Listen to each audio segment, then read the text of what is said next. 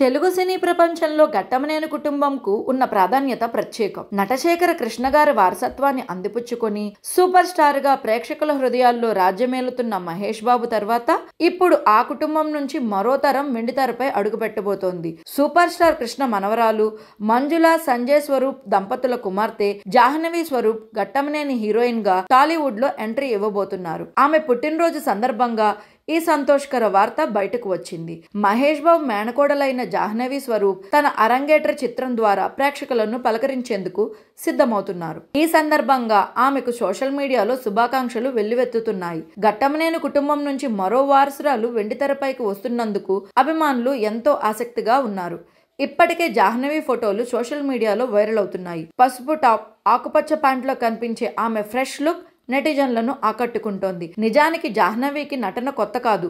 2018లో ఆమె తల్లి మంజుల దర్శకత్వం వహించిన మనసుకు నచ్చింది సినిమాలో చిన్న పాత్రలో కనిపించారు. అయితే ఈసారి పూర్తిస్థాయి కథానాయికగా తన అదృష్టాన్ని పరీక్షించుకోనున్నారు. తాత కృష్ణ, మావయ్య మహేష్ బాబు లాంటి లెజెండ్స్ బాటలో నడవాలన్న సంకల్పంతో సినీ రంగంలోకి అడుగుపెడుతున్న జాహ్నవి తొలి సినిమా వివరాలు త్వరలో వెల్లడవనున్నాయి. దర్శకుడు, హీరో, టైటిల్ వివరాల కోసం అభిమానులు ఆసక్తిగా ఎదురు చూస్తున్నారు. మొత్తానికి ఘట్టమనేని ఫ్యామిలీ నుంచి కొత్త స్టార్ హీరోయిన్ ఎంట్రీకి రంగం సిద్ధమైంది.